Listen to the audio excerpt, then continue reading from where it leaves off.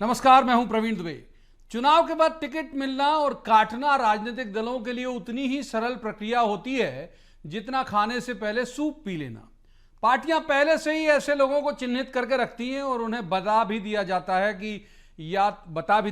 है या तो घोषित या फिर संकेतों में कि माफ कीजिए, आप इस बार कतार में हैं।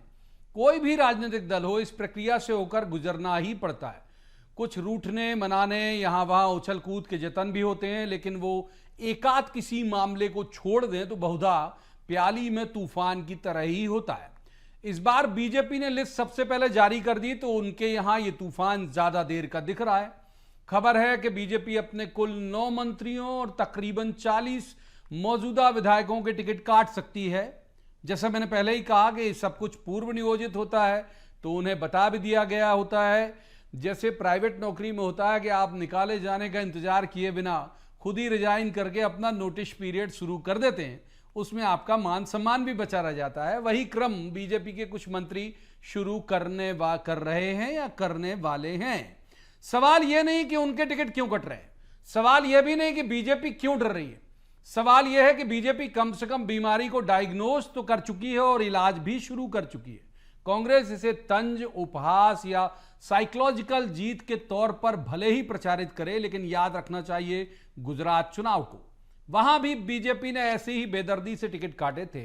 पूर्व सीएम विजय रूपाणी, पूर्व मुख्यमंत्री नितिन पटेल, पूर्व गृह मंत्री प्रदीप सिंह जडेजा, कौशिक भाई पटेल, इतने सारे नाम। इवन गुजरात बीजेपी के पूर्व अध्यक्ष आरसी फल्दू सहित 45 विधायकों को नहीं उतारा था मैदान में, तब भी उपहास उड़ाया गया। कांग्रेस ने भी कहा कि ये देखिए भगदड़ के हालात हैं, उनके पास मेंबर नहीं है, लेकिन वो रणनीति काम करी और बीजेपी 182 सदस्यीय विधानसभा में 52% वोट के साथ 156 सीटें जीत गई। कांग्रेस को महज 17 सीटें मिल पाई थी। तो आज बात इसी पर करेंगे कि क्या एमपी में गुजरात मॉडल अपना रही बीजेपी, इससे उसे फायदा होगा क्या शुरुआती बढ़त को लेकर कांग्रेस का उत्साही होना लाजमी है। और रोज जो हम डिबेट में एक सवाल कर रहे हैं वो आज भी मौजूद हैं और करते रहेंगे तब तक जब तक कांग्रेस की टिकट नहीं आती कि क्या बीजेपी के इन बड़े बड़े नामों के मुकाबिल कांग्रेस के पास उतने बड़े कद के प्रत्याशी हैं। बहुत सारे सवाल जिन्हें लेकर एक खास पैनल के पास जाएंगे और कहेंगे जवाब तो देना होगा, लेकिन रस्मन सबसे पहले आपको दिखाते हैं एक रिपोर्ट, देखिए।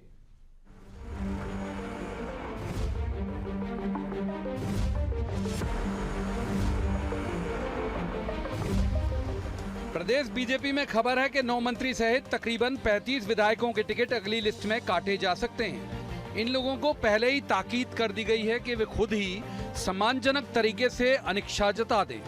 बाद में आपकी क्षमता के मुताबिक आपका इस्तेमाल कर लिया जाएगा। सबसे पहले सामने आई यशोधरा राजे सिंधिया, माफ कीजिए, सामने नहीं आई, उनकी चिट्ठी आई।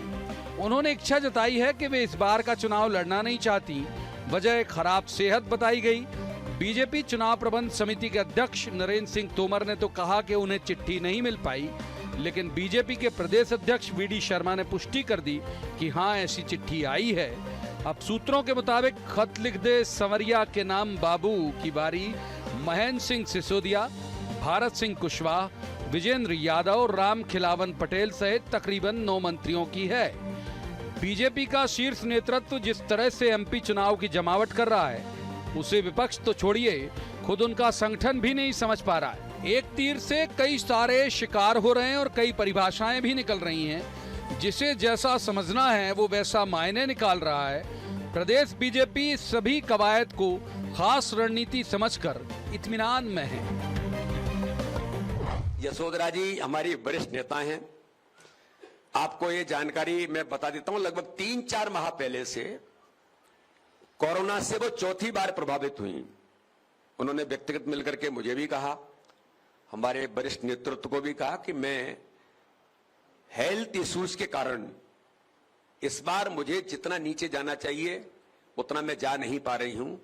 इसलिए उन्होंने संगठन से, हमारे नेतृत्व से अनुरोध किया है कि मैं चाहती हूं कि इस बार का चुनाव में न लड़ूं। उधर दूसरी तरफ कांग्रेस अभी तक इलेक्शन के पूरे फॉर्म में तो नजर ही नहीं आ रही। अभी तो उनकी रणनीति तेल देखो और तेल की धार देखो वाली है और वो बीजेपी में चल रहे घटनाक्रमों का अपनी सुविधा से तर्जुमा करके साइकोलॉजिकल वॉर जीत जाने के भारी इत्मीनान में है। उसे जो मुद्दे विपक्ष से तस्तरी में मिल जाते हैं, दिन उसकी चीरफाड़ में ही कट जाता है। विरोधी की नेट प्रैक्टिस देखकर गदगद होने की खुशफहमी कांग्रेस को चुनाव में कितना फायदा पहुंचाएगी, ये वक्त ही बताएगा। कांग्रेस ने अभी तक अपनी एक भी लिस्ट जारी नहीं की है। बीजेपी के इतने बड़े बड़े नामों के खिलाफ वो किन्हें मैदान में उतारेगी, ये भी तय नहीं है। लेकिन अभी तो जैसा हमने पहले कहा, कांग्रेस को इत्मीनान तो भारी है। देखिए, यशोधरा जी ने मना कर दिया। जो बड़ी लिस्ट में बड़े नाम आए हैं वो बेमन से लड़ रहे हैं। शिवराज सिंह चौहान जी के नाम पर जब 18 साल से जो मुख्यमंत्री हैं उनके नाम पर वोट कटना शुरू हो जाए तो इतनी आपाधापी मच जाती है कि उन्हें समझ ही नहीं आ रहा है कि वो क्या करें। इसीलिए आप देखिए कि धीरे धीरे अभी एक नाम है, धीरे धीरे बहुत सारे नाम ऐसे आएंगे जो हटते जाएंगे चुनाव लड़ने से, क्योंकि इस वक्त भाजपा की टिकट पर चुनाव लड़ने का मतलब है कि अपने पैर कुल्हाड़ी पर मारना। ये ठीक है कि उथल पुथल अभी बीजेपी में ज्यादा दिख रही है, लेकिन कांग्रेस को ये याद रखना चाहिए कि ऐसी ही एंटी इनकम्बेंसी की बातें गुजरात चुनाव में भी हो रही थी। ऐसी ही क्रूरता और कड़वाहट के साथ टिकट बीजेपी ने गुजरात में भी काटे थे। ऐसे ही कई प्रयोग वहां भी हुए जो चुनाव से पहले चर्चा का विषय बने, लेकिन जब रिजल्ट आया तो नतीजे बीजेपी के लिए बहुत मीठे रहे। लिहाजा इंतजार अंतिम नतीजों का ही करना पड़ेगा। Bureau report, BSTV। उन खास मेहमानों का मैं आपसे तारुफ करा देता हूं जिनके साथ हम इस चर्चा को आगे बढ़ाएंगे। हमारे साथ हैं भूपेन गुप्ता, कांग्रेस के वरिष्ठ नेता हैं और उपाध्यक्ष भी हैं। बहुत स्वागत है भूपेन जी का। दूसरे मेहमान हैं गोविंद मालू, बीजेपी के वरिष्ठ नेता हैं। बहुत स्वागत है गोविंद मालू जी का। और तीसरे मेहमान वरिष्ठ पत्रकार हैं सरमन नगेले। सरमन जी का भी बहुत बहुत स्वागत है। शुरुआत जाहिर तौर पर गोविंद जी से करेंगे। तो गोविंद जी, ये खत लिख दे संवरिया के नाम बाबू वाली चिट्ठियां भी और कितने मंत्रियों की आने वाली हैं? कितने मंत्रियों को कह दिया गया है कि अभी आप कतार में हैं? प्रदेश अध्यक्ष जी ने आपके सामने अभी हमने सुना, स्पष्ट कर दिया कि उनके हेल्थ के कारण से उनकी 4 महीने पहले उन्होंने बताया भी था और एक ऐसी चिट्ठी आई, उसको स्वीकार किया कि हाँ उनकी चिट्ठी आई है। वो स्वास्थ्यगत कारणों को लेकर कि मैं इतना प्रचार में नीचे नहीं जा सकती या जितना यहाँ पर जनसंपर्क के लिए जाना पड़ता है मैं उतनी ताकत के साथ काम नहीं कर पाऊंगी, इसलिए उन्होंने ये अनुरोध किया है कि अब मैं ये वाला चुनाव नहीं लड़ूंगी। इसलिए ये कहना कि बाकी स्वास्थ्य के बारे में हम कैसे कह सकते हैं कि किसी का स्वास्थ्य खराब होगा या ऐसी क्यों चिट्ठी आएगी, उनका स्पेसिफिक कारण है, विशिष्ट कारण है। और विशिष्ट कारण के उस बारे में पार्टी विचार करेगी कि क्या करना है। मतलब ये माने कि एक ही मंत्री का कटेगा जो यशोधरा जी हैं, बाकी सारे मंत्री कंटिन्यू करेंगे? कटेगा नहीं। उन्होंने खुद ने आग्रह किया है कि मैं नहीं लड़ूंगी, तो कटेगा कहाँ सवाल? मतलब बाकियों का भी, बाकी किसी मंत्री का नहीं कटेगा? मतलब गोविंद जी अथॉरिटी से कह रहे हैं कि एक ही उन्होंने ही मना किया, बाकी मंत्री कंटिन्यू करेंगे। प्रवीण जी, कटेगा या नहीं कटेगा या किसको मिलेगा नहीं मिलेगा, ये तो हमारी जो केंद्रीय चुनाव समिति है अंतिम निर्णय वही लेती है। लेकिन यशोधरा जी का जहां तक सवाल है, वो विशिष्ट कारण उन्होंने बताया है और आग्रह किया संगठन ने। अभी संगठन ने कोई निर्णय नहीं लिया है कि उनको लड़ाना कि नहीं। ठीक है, भूपेन जी को इन कर लेते हैं। भूपेन जी, अभी तक आप लोग गदगद हो, जो मैं कह भी रहा हूं भाई, इनकी उछल कूद देखे कि कोई टिकट आपके यहाँ आई नहीं, और ये बहुत सहज बात है, आपके यहाँ आएगी, आपके यहाँ भी उछल कूद होगी, होती ही है। मतलब जिनका कटता है वो तो कूद फान करते ही है। तो ये जो शुरुआती, जो हमने कहा साइकोलॉजिकल वॉर, जीत के ही मजा आ रहा है या फिर आपको उम्मीद है कि आप इलेक्शन भी जीत जाओगे? देखिए, हमारी पार्टी ना गदगद है ना हम ओवर कॉन्फिडेंट है। हमारी पार्टी जो है कमलनाथ जी के हिसाब से एक बहुत ही अपनी जो है सूक्ष्म संरचना में लगी। हमारा जो है जो राजनीतिक ढांचा है, उस ढांचे को हम बहुत नीचे तक ले जा चुके हैं, जो उसका प्रतिफल हमको जो है आक्रोश यात्राओं में देखने के लिए मिला है। मैं आपसे कहना चाहता हूँ कि परिस्थिति जैसी बताई जा रही है वैसी नहीं। हम आपसे कहना चाहते हैं, और इसकी पूरी बीजेपी गवाह है, कि जो मुख्यमंत्री आए थे हरियाणा, खट्टर साहब, सागर में उनकी सभा में 55-60 लोग थे, गिन सकते हैं उनको अगर आपके पास कैंप उपलब्ध। ये हालात जब जिस पार्टी के पैदा हो जाए, दो जो व्यंजन की सरकार है, केंद्र में भी इनकी सरकार है, स्टेट में भी इनकी सरकार है, और इसके बाद अगर लोग जो है दो राज्यों में दो इंजन लगे होने के बाद गाड़ी पटरी पे आने की बजाय जो है मथुरा जंक्शन की तरह जो है प्लेटफॉर्म पर चढ़ रही है, इसका आप क्या अंदाजा लगाएं? ये भारतीय जनता पार्टी का जो हाल अभी रेल में दिखाया कि इंजन ही पर चढ़ गया है प्लेटफॉर्म के ऊपर, वैसी स्थिति यहाँ पर हो रही है। जो लोग अपने बच्चे की बारात लेके निकले, पार्टी ने जो है पिताजी को दूल्हा बना दिया, बेचारे ना बच्चे से आंख मिला पा रहे हैं ना बहू से आंख मिला पा रहे हैं। ये परिस्थिति जिस पार्टी में पैदा हो जाती है उसका मतलब है कि ये पार्टी हताशा में है, हम ओवर कॉन्फिडेंट नहीं है। और दूसरा मैं निवेदन करूंगा कि भारत में इतनी विविधता है, एक राज्य का दूसरे राज्य से कोई समता नहीं है, चुनाव का कोई आधार नहीं। मोदी जी के सारे मॉडल जो है साउथ में फेल हो चुके। अगर ये मॉडल वाली जो ये कहानी ये बार बार करते हैं कि हाँ गुजरात मॉडल, ये मॉडल जो है कोई काम का नहीं। ठीक है, यही मॉडल बंगाल में क्यों फेल हो गया, यही मॉडल तुम्हारा पंजाब में क्यों फेल हो गया, ठीक है, चुनाव आ रहे हैं मोदी, दिल्ली में क्यों फेल हो गया, ठीक है, और जो है छत्तीसगढ़ में क्यों फेल हो गया। तो ये मॉडल वाली कहानी में कोई दम नहीं है, मॉडल वाली कहानी में दम नहीं। तीसरे मेहमान को इन कर लेते हैं, सर वक्त है हमारे पास, आ जाएंगे शर्मन जी को इन कर लेते हैं। शर्मन जी, कितने, और एक सूची तो बहुत लंबे वक्त से 3-4 दिन से वायरल हो रही है, मैं उम्मीद करता हूँ आप तक भी पहुंची होगी कि भाई इतने मंत्री और इतने एमएलए, अभी हाथ में भी मेरे पास रखी हुई है कि इतने मंत्री और इतने एमएलए जो है वो रवाना किए जा रहे हैं बीजेपी की तरफ से। आपको लगता है कि ये नाम सही भी हो सकते हैं या ये उतने अच्छे परफॉर्मर नहीं है बीजेपी के लिहाज से जिनके नाम वायरल हो रहे हैं?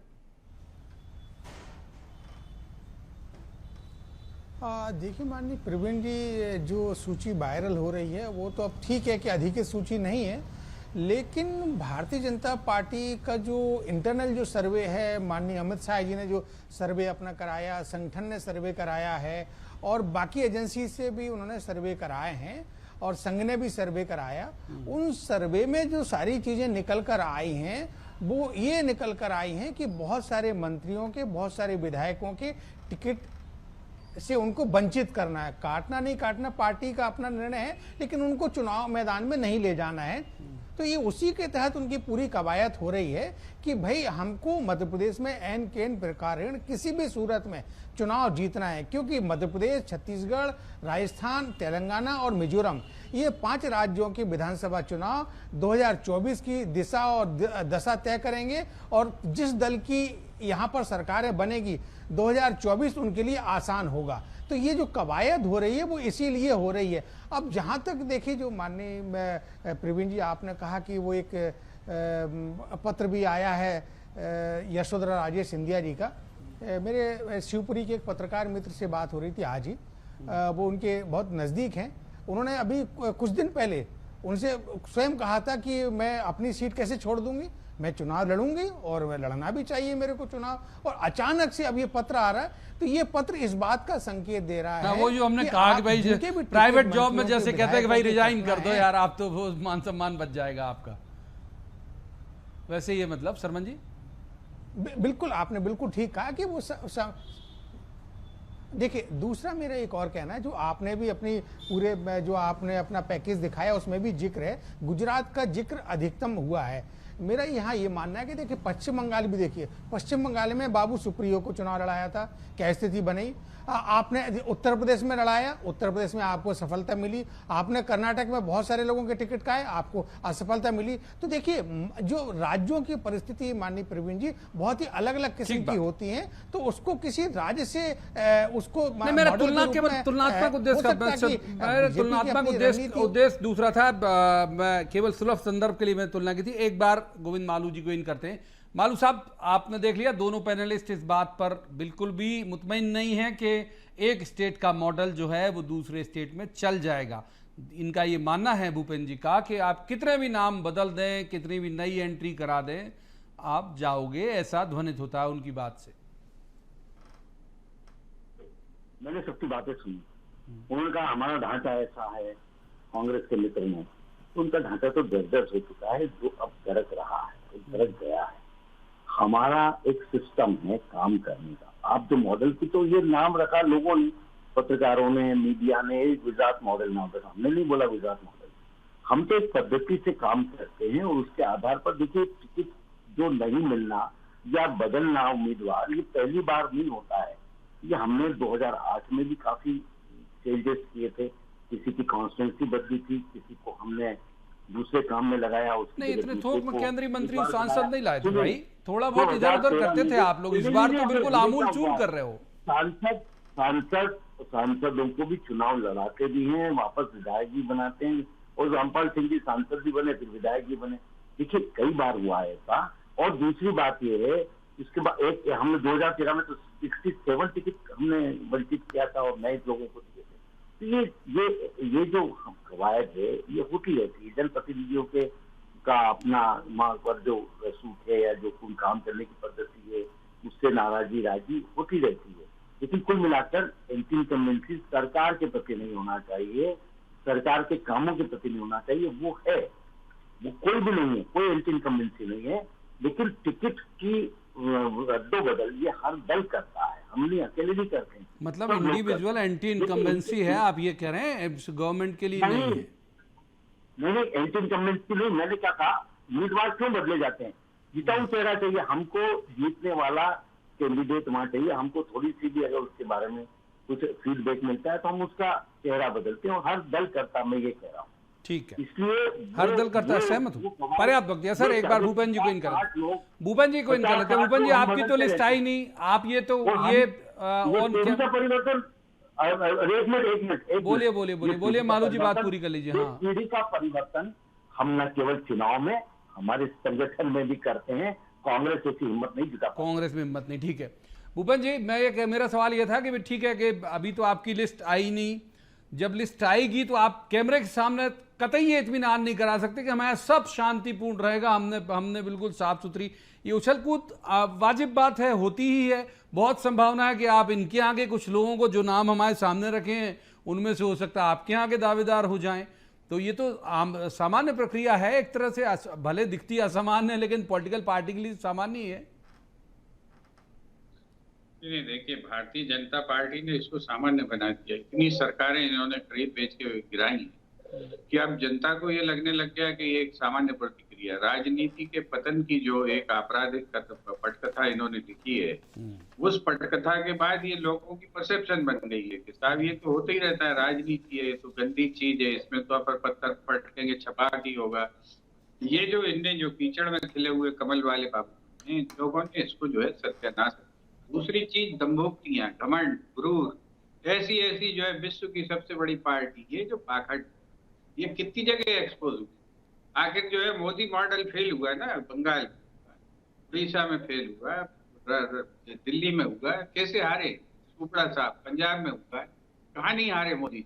उत्तराखंड में हारे, मध्य प्रदेश में हारे, यहाँ पर हारे, कर्नाटक में हारे। तो पूरी बात मतलब सुन लीजिए। हाँ, फिर वो शोर हो जाता है और बड़ा मुश्किल हो जाता है उसे मैनेज करना। मालूम साहब आपका सुन लीजिए भैया। हाँ, सुन लीजिए, बोलिए। चच्चा का मॉडल बता रहा हूँ मैं कि चच्चा का मॉडल पूरी तरह फेल। ये जो राहुल गांधी एक चुनाव हार गए तो तुम तो 20 चुनाव हार गए।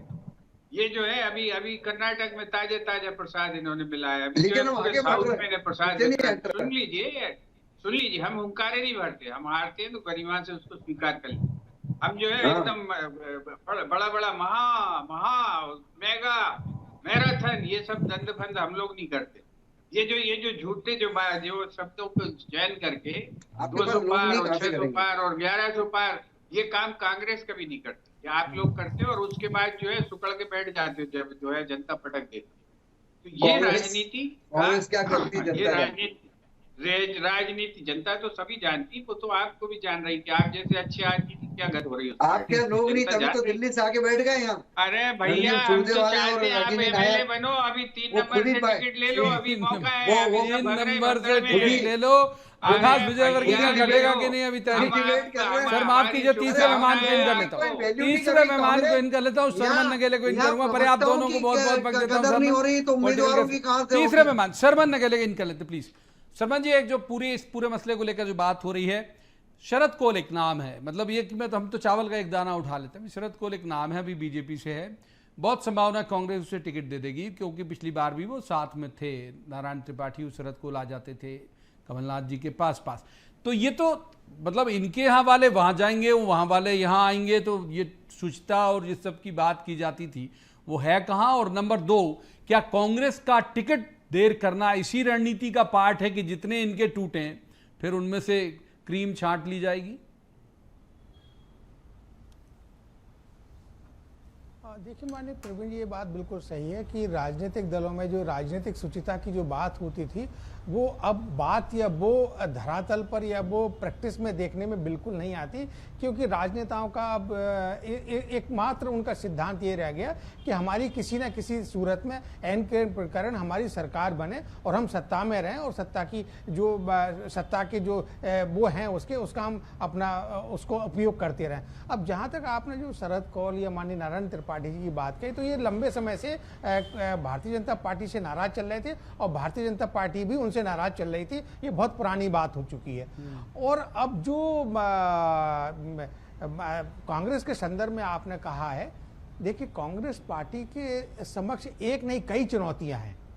देखिए पहली चुनौती ये है उनके समक्ष कि जो उनके दल से छोड़ कर गए थे और वहां अधिकांश लोग जीत गए हैं, तो अब आपके समक्ष वो चुनौती है कि वहां आप कितने प्रभावशाली और कितने प्रबल और कितने अच्छे दावेदार आप दे सकते हैं। एक दूसरा, जो दल के वहां से टूट कर आएंगे इनके पास में, जिनको वहां टिकट नहीं मिलेगा, तो वहां का तो वो सेकंड हैंड माल हो गया। अब आपके यहाँ पे थर्ड हैंड हो जाएगा, कुछ तो थर्ड हैंड भी होंगे। आपके यहाँ का फर्स्ट हैंड जो माल रहा, हाँ बात पूरी करिए। हाँ सही कह रहे हो आप। आपके यहाँ का जो फर्स्ट हैंड जो माल होगा, जो आपकी पार्टी का जो कार्यकर्ता होगा, जो आपकी पार्टी का बिल्कुल ऐसा जो मतलब खांटी का आपका कांग्रेसी होगा और उसको टिकट नहीं मिलेगा, तो उसके मन में भी अरुचि और पार्टी के प्रति अलगाव का भाव आएगा। और जब अलगाव का भाव आएगा तो वो विद्रोह करेगा, अलगाव करेगा, वो पार्टी के साथ में सेबोटाज करेगा और यदि अवसर मिला तो वो दूसरे दल से जाके टिकट भी मांग लेगा और चुनाव भी लड़ लेगा। ऐसे कई उदाहरण पिछले विधानसभा चुनाव में 18 के देखने में आए। बिल्कुल प्रदीप जायसवाल, कांग्रेस बिल्कुल पार्टी ठीक है। हाँ, अभी भी कई सारे लोग चले गए। प्रदीप जायसवाल, देखिए सागर में ब्रिजबिहारी पटेरिया को भारतीय जनता पार्टी ने टिकट दे दिया ना, तो देखिए दोनों दल जो है ना एक आपस में एक दूसरे के साथ में सहमत का खेल खेल रहे हैं। अब भूपेंद्र जी को इन करते, बहुत महत्वपूर्ण बात आपने कही, भूपेंद्र जी को इन करते। भूपेंद्र जी, आपने शर्मा जी की गिनाई चुनौती सुनी, एक चुनौती में और जोड़ देता हूं, वो जो कई दिनों से चर्चा में है कि भाई इतने बड़े बड़े नाम, नरेंद्र तोमर, कैलाश विजयवर्गीय, चले ठीक है उनके सामने तो दिख रहा है आपका कैंडिडेट, बाकी के जो बड़े नाम हैं उनके कद के बराबर प्रहलाद पटेल, फग्गन सिंह कुलस्ते, इतने नेता आप खड़े कर पाएंगे उनके कद के मुकाबले में? देखिए साहब, राजनीति में कद कुछ नहीं होता है, सभी का कद होता है, चाहे विधायक हो चाहे एमपी हो, सभी का कद होता है। दायरा जो है अलग अलग होता है। एक 8 कॉन्स्टिट्यूंसी में काम करता है, एक कॉन्स्टिट्यूंसी में काम करता है। 8 कॉन्स्टिट्यूंसी वाला अगर एक कॉन्स्टिट्यूंसी में भेजा जा रहा है तो आप ये समझ लें कि सिक्कों के बाजार में जो गिन्नियां फेंक रहे हैं लोग, ये कब करते हैं? जब आपकी सांस फट जाती है, जब आपकी जो है आपकी जो गिन्नी है सिक्कों के बाजार में चलने योग्य हो जाती है। तो इनकी जो है गिन्नियां आई हैं बाजार, अब ये गिन्नियां किस भाव जो है बाजार इसको जो है उठाएगा, ये देखने की बात है, ये समय बताएगा। लेकिन मैं आपसे निश्चित रूप से कह रहा हूँ, इनने मान लीजिए 7 या 8 जो एमपी उतारे हैं, इसमें से 4 की दुकान तो बंद होने वाली। तो इनने उसके बहाने 2 काम कर लिए। पहला तो ये कि उनके बच्चों की दुकान इन्होंने बंद कर दी, और दूसरी चीज अगर वो परिवारवाद के खिलाफ है। अरे भैया पूरा वंश भरा है तुम्हारी पार्टी, चोरी भी अरे वंशवाद के खिलाफ है आपका, तो वंश की पार्टी चल रही है। जो आप लोग ठीक है मालू जी, सिक्कों के बाजार में गिन्नियां कहाँ, सिक्कों के बाजार में गिन्नियां क्यों फेंक रहे हो मालू जी? आप मालू जी का रुख कर लेते। मालू जी, सिक्कों के बाजार में गिन्नियां तो भांड रहे हैं, ये तो कचरा समझ रहे थे। कचरे तो है ही, और क्या हो मालू जी? सिक्कों के बाजार में गिन्नियां क्यों आ गई पूछ रहे हैं भूपेंद्र जी। स्क्रीन पे माना गिन्नी मांग रहे हो आप। गिन्नी हो, सिक्कों के बाजार में भी नहीं ले जा रहे हैं आपको। आप तो गिन्नी हो, आप तो मानते हैं आप गिन्नी हो। आओ आप मैदान में, नहीं तो हम लोग आपको गिन्नी के बाजार में डालेंगे। हाँ डालो ना, भाग्य होगा तो सब आएंगे भूपेंद्र जी। तो मालू जी जो पूछ रहे हैं भूपेंद्र जी, जवाब तो दे दीजिए जल्दी से, बहुत जल्दी, वक्त फिसल रहा है बिल्कुल हाथ से। देखिए इनके पास न तो गिन्नी है न सिक्का है, इनके पास तो वास्तव में लड़ाने लायक जो उम्मीदवार होना चाहिए, जो फेस कर सके, जो जनता के फेस हो, ऐसे लोग नहीं है। इसलिए ये जो 100 दिन पहले कहा था उन्होंने कि हम तो 100 दिन पहले ही हम तो हमारी एक सूची जारी कर देंगे, इनके यहाँ पर वो फ्री फॉर ऑल का जो सिस्टम है, मेरे को लगता है कि वही होगा। जिस दिन नामांकन भराएंगे उस दिन सबको कहेंगे नामांकन भर दो, उसके बाद कौन उठाता है कौन नहीं उठाता है उसके बारे में निर्णय होगा। ठीक है, क्योंकि माफ कीजिए, वक्त जो है इससे ज्यादा चर्चा की जाए देता नहीं। बहुत बहुत शुक्रिया तीनों मेहमानों का इस चर्चा में शामिल होने के लिए। लेकिन जिस बात से हमने अपनी बात की शुरुआत की थी उसी पर समापन भी करेंगे कि ये कोई बहुत ज़्यादा ऐसी असामान्य बात नहीं है बीते कुछ सालों में। ये हो सकता है मैटर ऑफ डिबेट कि ये हो क्यों रहा है, लेकिन हो रहा है कई सालों से चुनाव में। ये तय बात है कि लोग इधर के उधर जाते हैं, उधर के इधर आते हैं। बस ये देखना दिलचस्प होगा कि जब कांग्रेस की टिकट आती है उसके बाद का माहौल क्या बनता है। आज की इस चर्चा में इतना ही। कल किसी खास मसले पर खास पैनल के साथ बैठकर कहेंगे जवाब तो देना होगा। आप देखते रहिए BS TV।